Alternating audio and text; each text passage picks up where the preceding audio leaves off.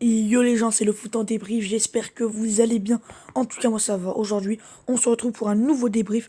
Aujourd'hui, les gens, on va débriefer le match entre la France et la Moldavie. Victoire 2-1 des Bleus qui valident leur ticket pour l'Euro 2020. Les Bleus qui, dans tous les cas, étaient qualifiés même avant le coup d'envoi. Parce que les Islandais avaient fait 0-0 en Turquie. Mais les Bleus qui devaient s'imposer pour assurer la première place. Alors la première place, elle n'est toujours pas assurée parce que les Bleus devront s'imposer en Albanie pendant que les Turcs iront à Andorre. On voit pas comment les Turcs ne pouvaient pas gagner à Andorre. Donc nous, on n'a pas droit à l'erreur pour assurer la première place dimanche en Albanie. Mais voilà, ce match-là, ça aura pas été un grand match des Bleus. Mais en tout cas, voilà, ils assurent l'essentiel, la victoire. Euh, Franchement, faudrait quand même parler de la première mi-temps des Bleus et de la deuxième mi-temps. Parce que c'est ces deux mi-temps qui n'ont rien à voir. La première période, les Bleus qui eh ben, auront été peut-être un petit peu trop, on va dire, suffisants. Il y avait trop de suffisance dans le jeu des Bleus. Voilà, donc l'entame de match, elle est pas mal. L'entame de match, elle est pas mal, beaucoup de rythme.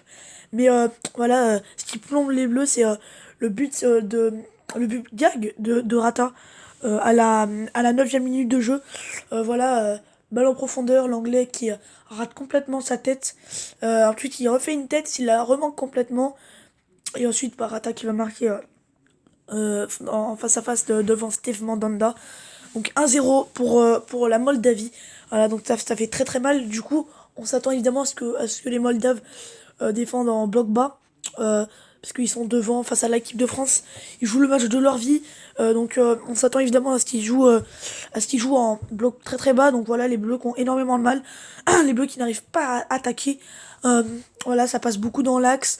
Griezmann qui essaye de faire beaucoup de passes dans l'axe, mais comme il le fait souvent avec l'équipe de France. Mais là, vu que c'est hyper dense dans l'axe, il devait décaler sur les côtés, sur Pavard, Kingsley Coman, Digne ou Kylian Mbappé.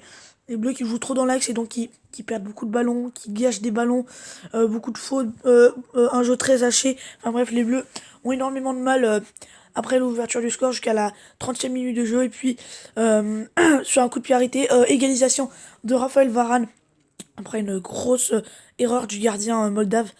Voilà, donc l'anglais qui aura fait une erreur pour la France, et bah le gardien qui fait plus de 2 mètres. Alors je sais pas c'est quoi son nom de famille, son prénom, mais en tout cas voilà, euh, il fait une grosse erreur.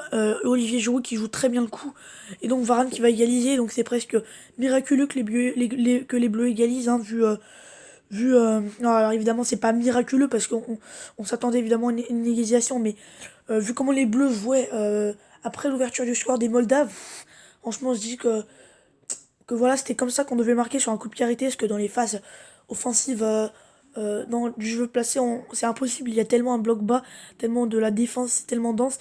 Donc voilà, 1-1, donc c'est la mi-temps. Donc voilà, franchement, la première mi-temps, les blocs qui peuvent remercier Raphaël Varane d'avoir égalisé, remercier le gardien d'avoir fait une boulette. Donc voilà, première mi-temps, pour moi très mauvaise. Donc 1-1. Et début de deuxième mi-temps, voilà, toute la deuxième mi-temps, les Bleus qui auront dominé les Moldaves, qui avaient été très très bons, qui pressaient les Bleus. Voilà pourquoi les Bleus perdaient beaucoup de balles en première période, parce qu'ils s'étaient pressés par les Moldaves.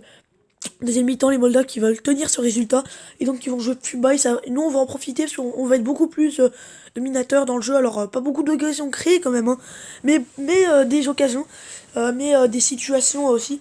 Voilà, ça passe beaucoup sur les côtés cette fois. Les centres qui sont plus bons. Voilà, donc c'est mieux. Il y a du mieux il y a du mieux en deuxième mi-temps.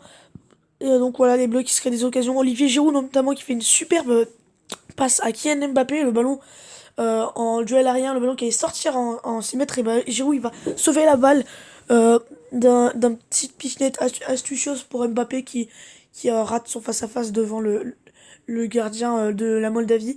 Ensuite, voilà, les Bleus qui continuent à pousser, mais là, qui tombent sur un mur moldave. Et voilà, à force de pousser, de pousser, dédoublement de Lucas Digne sur le côté, passe avec Kylian Mbappé, 1-2 avec Mbappé, il rentre dans la surface et il se fait faucher par un défenseur moldave. Donc penalty pour les Bleus, voilà. Un penalty donc délibérateur pour les Bleus, hein.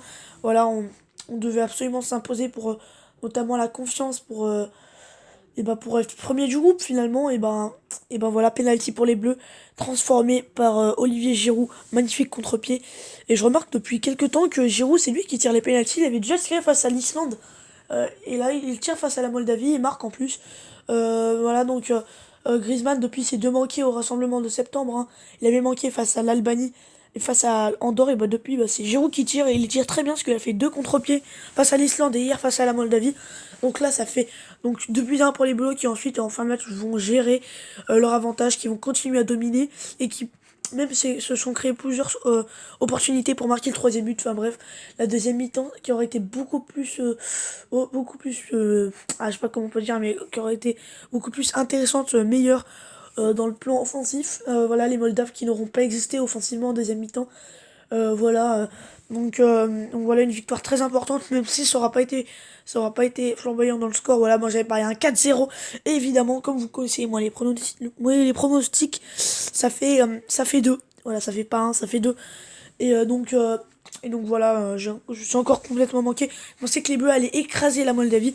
Et je pense que le fait que les Bleus soient au courant qu'ils soient à l'Euro 2020 avant le coup d'envoi, parce que même avant le coup d'envoi, les Bleus étaient déjà à l'Euro 2020. Je pense que ça a fait que les Bleus soient rentrés assez timidement dans la partie.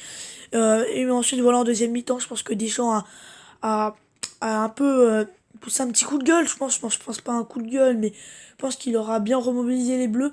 Et je pense que les Bleus, et c'est pour ça que les Bleus sont rentrés avec de meilleures intentions en deuxième mi-temps et qu'ils ont du coup gagné ce match. Mais voilà, hein, peu importe le résultat, c'est la victoire qui compte. Maintenant, les gens, on va un peu voir les stats pour voir comment le match a été dominé. Donc voilà, vous voyez 17 tirs pour les Bleus contre 2 pour la Moldavie. D'ailleurs, les deux tirs de la Moldavie ont été tirés par Rata, hein, Vadim Rata. En première période, le but, et en deuxième mi-temps, il aura fait une frappe à côté. Ensuite, donc tir cadré 1, le but pour la Moldavie, et 5 pour les Bleus. Donc 17 tirs et 5 cadrés seulement.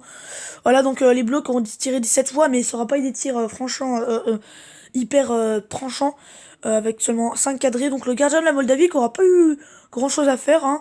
Il aura fait une boulette, voilà, il aura pas fait le match de sa vie comme on aurait pensé.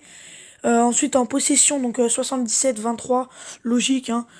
Surtout je pense que les 23 de possession elles comptent surtout en première période, parce qu'en deuxième période les Moldaves qui ont vraiment pas existé passent 809 pour les Bleus et 251 pour les Moldaves. Voilà, ça aussi ces passes elles comptent, la plupart de ces passes sont en première période, parce qu'en deuxième période ça aurait été plus difficile pour les joueurs moldaves avec une domination très très grosse des Bleus. Ensuite précision des passes 87 contre 58%. Donc voilà, les Bleus en première période qui auront, je vous le dis, beaucoup manqué leur passe en deuxième mi-temps. Ils seront vraiment beaucoup rattrapés, beaucoup plus sereins dans le jeu, beaucoup plus propres. Et voilà, donc faute 11 partout. Carton jaune 4 pour la Moldavie, 1 pour l'équipe de France. Alors dans les 4 cartons jaunes, il y a un sur le penalty provoqué et aussi un autre sur le but de la France lors de l'égalisation.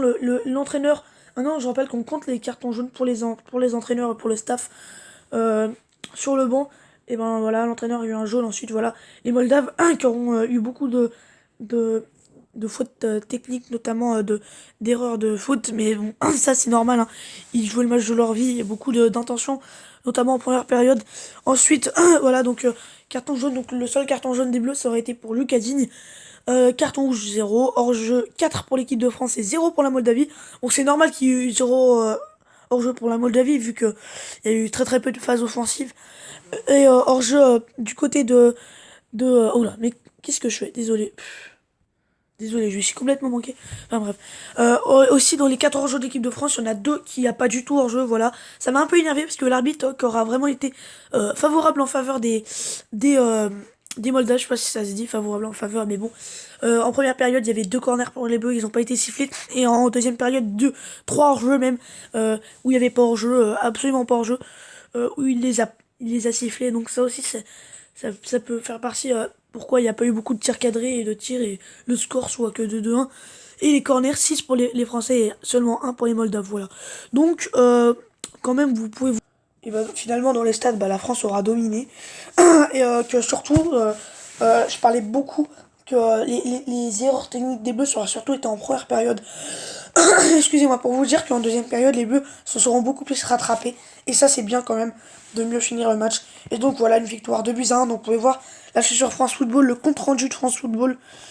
Au terme d'un match poussif, l'équipe de France, déjà qualifiée pour l'Euro 2020, assure l'essentiel en s'imposant face à la Moldavie. Un penalty de Giroud en seconde période permet aux Bleus de prendre seule la tête du groupe H avec 2 points d'avance sur la Turquie.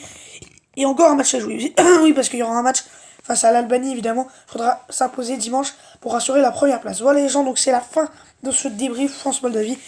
J'ai pas eu le temps de faire le montage, parce que pour le montage, ça prend beaucoup de temps.